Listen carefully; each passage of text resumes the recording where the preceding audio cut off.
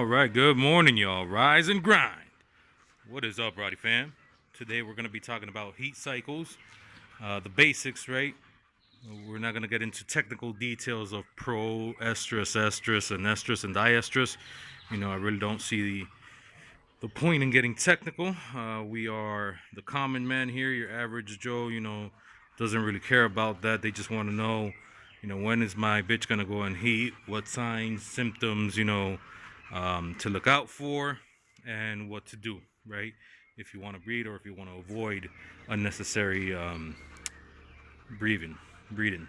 So, commonly speaking, or as a general rule of thumb, bitches will go in heat typically around month 7, 8 to 9 for the first time, right? That's a general rule of thumb for medium to large sized dogs, such as the Rottie.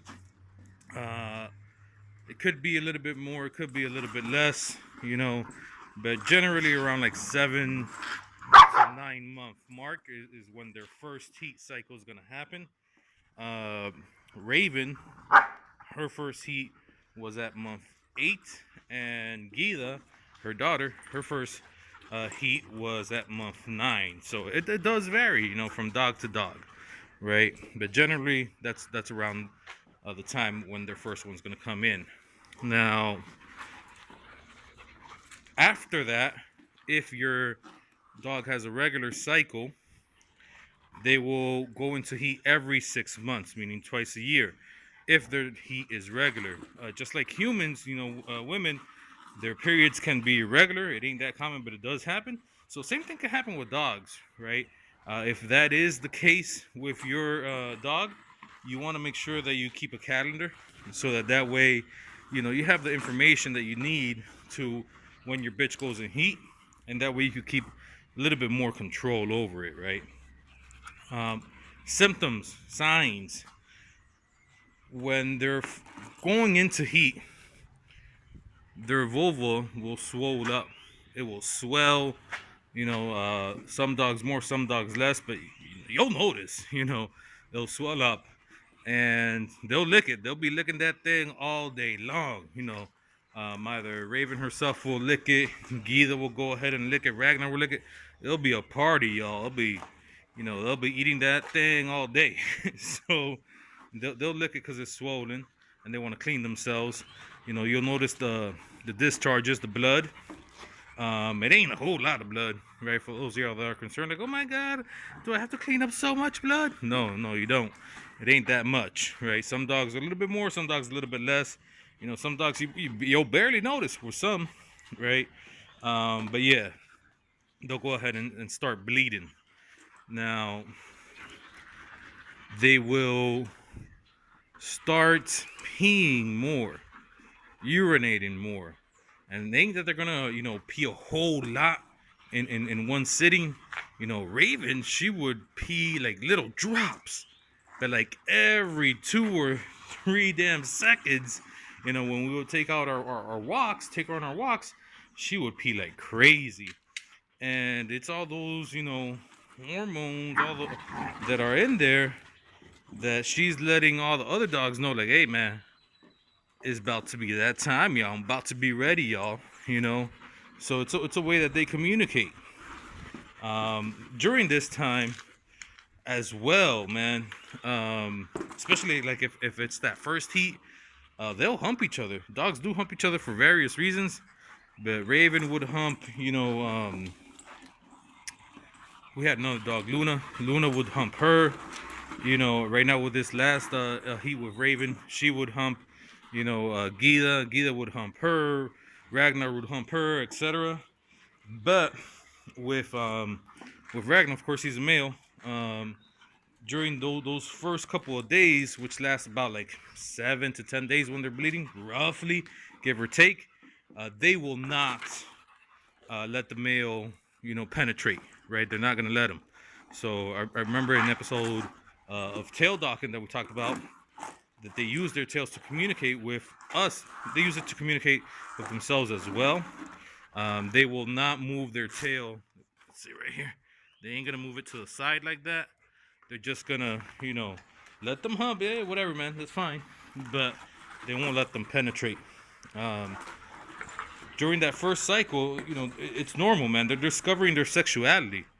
They're going into their teenage, time, and it's normal for every teenager, to discover their sexuality. Let them hump each other, man. It doesn't, whatever, bro. It's not like it's not necessarily they want to dominate over the other one. They want to show that they're an alpha, whatever, whatever. No, man. Part of it, especially if it's females that you have, part of it is them discovering their sexuality, man. So let them hump each other, whatever. So they will hump each other.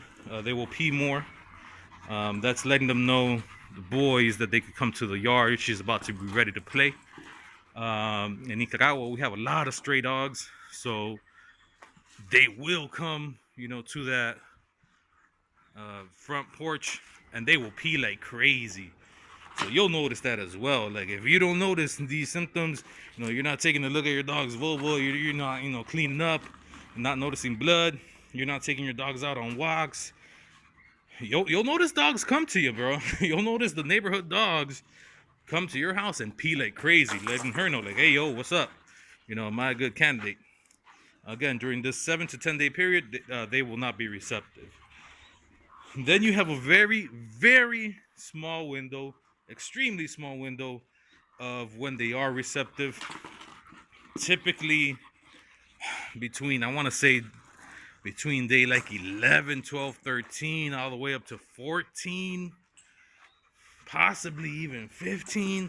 But it's a super small window, man. It's really a small window, like 3 to 4, 5 days maximum, maybe, I'd say, when they are going to be receptive. And this time, if they get mounted, the tail will go to the side, and they're going to let them penetrate, right? They're going to let them penetrate. That's when they're ready. Now, if you want to breed, then that's what you want to look out for. If you want to avoid unwanted pregnancy, then you want to separate, your female from your males on the yard, right? I wouldn't go into, hey, what about spaying? Bruh, don't spay your dogs, man. Don't take the easy way out, man. Be responsible, build relationships, take ownership of the action. You wanted to own a dog. Don't take the easy way out of spaying them, bro. And if you are gonna spay them, wait, man. Wait till they're old. There's so much problems that come with spaying and neutering your dogs, man. And don't talk to the damn vet. They just want to make bread off of you, Talk to owners. Talk to owners of dogs that have, neutered or spayed them, and the problems that they've run into when they do it, prematurely. Wait. And again, I would say don't even do that. Just take control of your dog. Keep them separated, bro. But I can't. Then guess what? You should really shouldn't be owning a dog if you can't control them. It's that simple.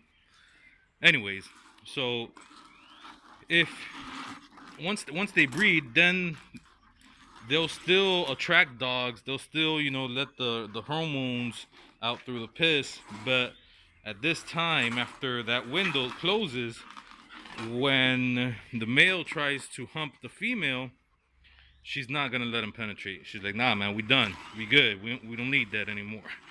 Then after that, every 6 months, if your female is regular. So again, man, females, to sum it up, they will go into heat, their first heat about month 7, 8, 9. Then after that, if they're regular, every 6 months.